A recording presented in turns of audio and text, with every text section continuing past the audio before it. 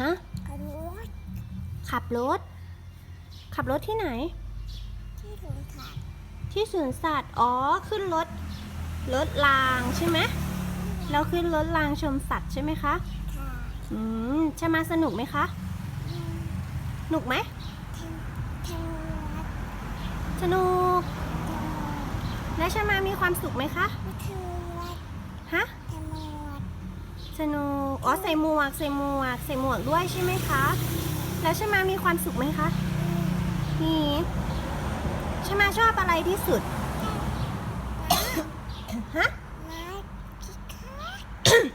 ม้าคึกคักแล้ว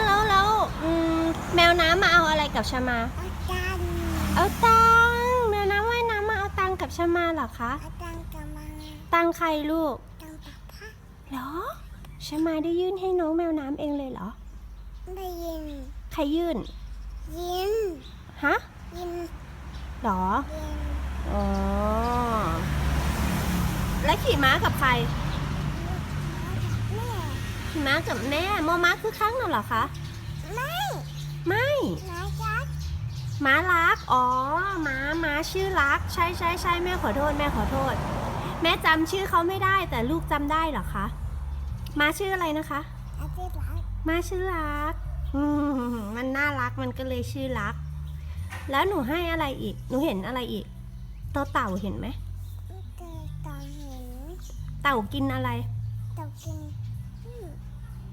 กินผัก กินแครอท ชอบ ใช่ เต่าอยู่กับใคร